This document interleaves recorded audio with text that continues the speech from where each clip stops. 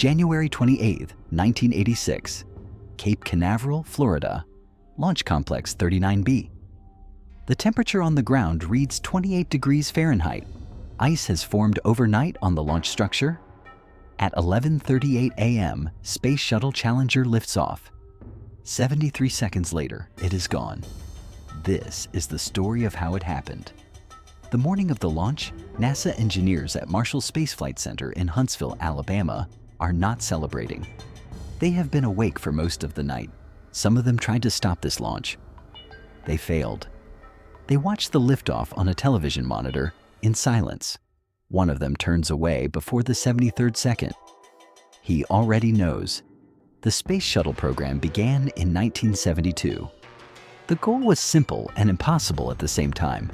Build a reusable spacecraft. Not a capsule, not a one-time vehicle. A machine that could fly to orbit, come back, and fly again. Like an airplane, the program would make space access routine. Affordable. The brochure used the word operational 17 times. It was never operational. It was always experimental. The engineers knew this. The managers chose to forget it.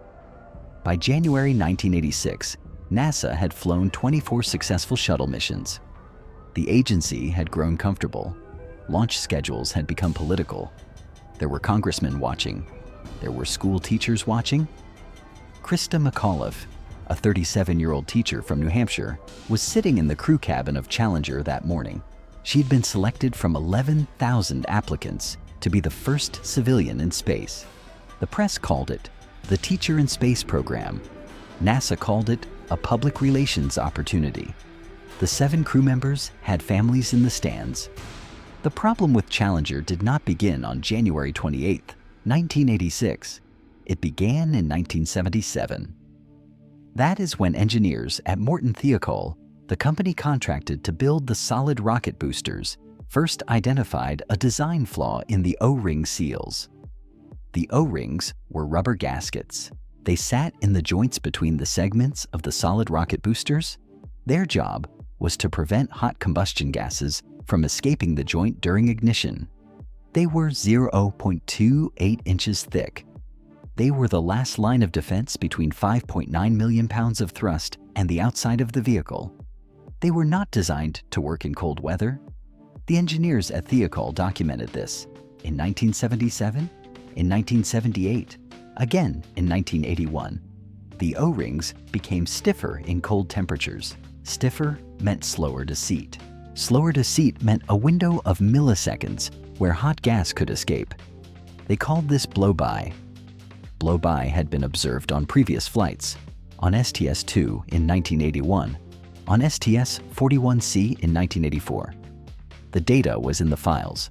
The files were in the building. Nobody pulled them. Roger Boisjoly was a Thiokol engineer.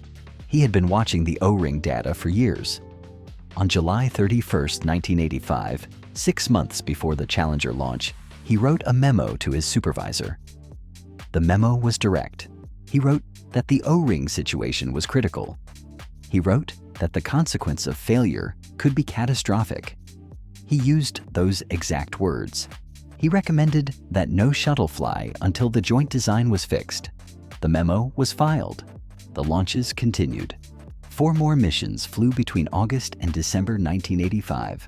All 4 survived. Survival was interpreted as success. It was not success. It was luck. There is a difference. NASA had stopped seeing the difference. The night before the launch, January 27, 1986, the temperature forecast for Cape Canaveral called for overnight lows of 18 degrees Fahrenheit. This had never happened before. No shuttle had ever launched in temperatures below 53 degrees.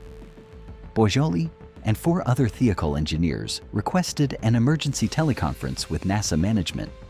The call lasted 3 hours. The engineers presented their data, charts, temperature correlations, blow-by observations from cold weather launches. They said the O-rings would not seal properly at 18 degrees. They recommended scrubbing the launch. They said this clearly, and they said it multiple times. NASA managers pushed back. One NASA manager, Lawrence Malloy, said the data was inconclusive. He said the engineers were trying to establish a new launch commit criterion on the eve of a launch without historical basis. He asked Thiokol to prove the rocket would fail. The engineers did not have proof of failure. They had evidence of risk. These are different things. The distinction cost 7 lives. At one point during the teleconference, Thiokol management asked for a 5-minute private caucus off the line. The caucus lasted 30 minutes. During those 30 minutes, Thiokol Senior Vice President Jerry Mason turned to Bob Lund, the Vice President of Engineering, and told him to take off his engineering hat and put on his management hat. Lund changed his recommendation. He approved the launch. Roger Boisjoly was in the room. He sat down. There was nothing left to say.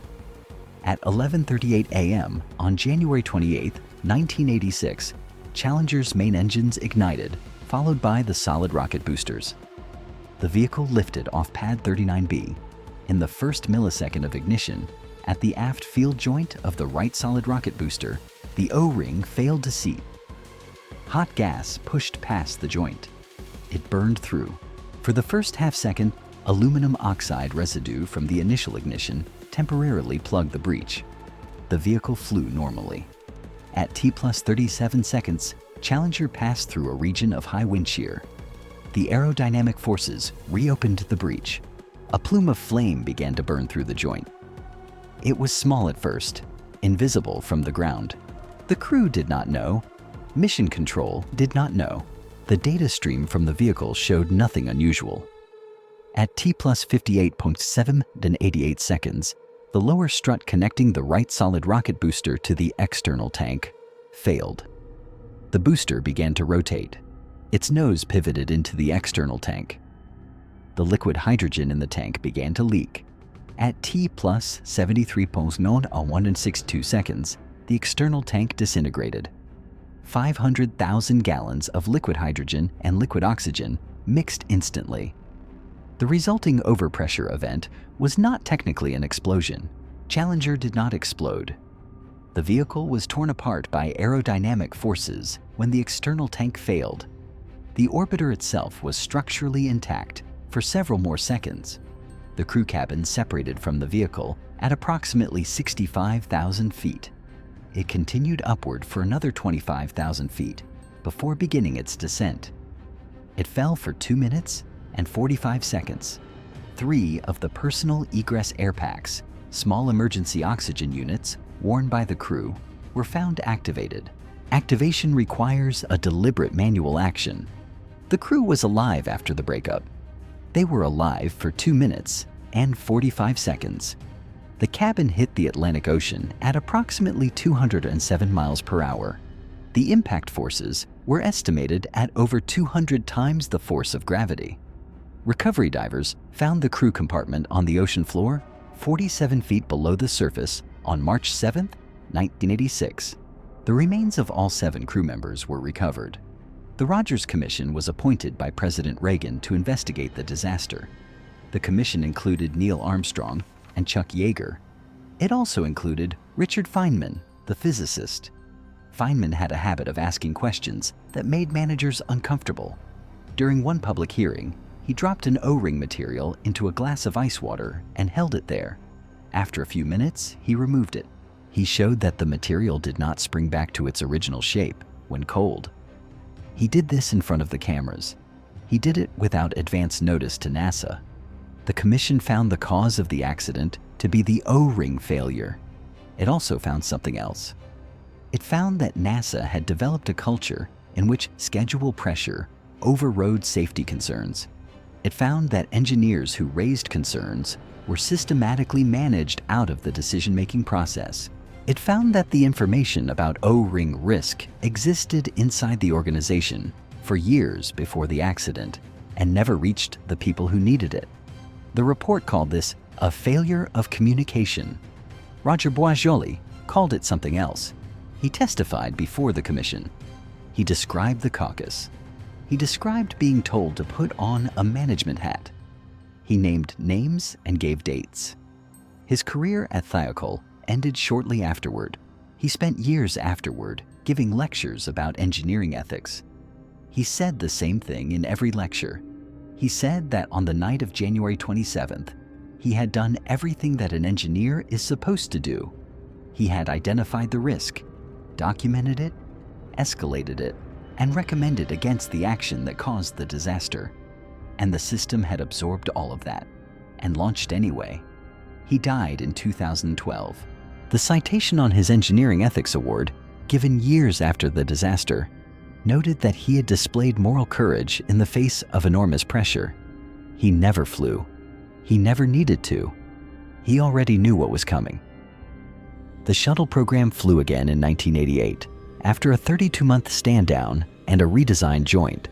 It flew 87 more missions over the next 23 years. On February 1, 2003, Space Shuttle Challenger disintegrated during re-entry. The cause was foam debris from the external tank that struck the leading edge of the left wing during launch. Engineers at NASA had flagged the foam impact during the mission. They had requested satellite imagery to assess the damage. The request was denied by management. The information did not reach the people who needed it. The Columbia Accident Investigation Board, reviewing the 2003 disaster, looked back at 1986. The board wrote that NASA had not learned the lessons of Challenger. It wrote that the organizational causes of both accidents were essentially the same. The foam debris concern had been raised before. It had been documented. The files existed. They were in the building. The shuttle program ended in 2011. Today, the hardware from both accidents is stored in a facility at Kennedy Space Center. The debris is not on public display. It is not decommissioned. It is classified as evidence. The investigation into Columbia's organizational failures was formally closed in 2004. The report sits in an archive. The same institutional patterns it identified have been observed in subsequent aerospace programs. Nobody pulled the files.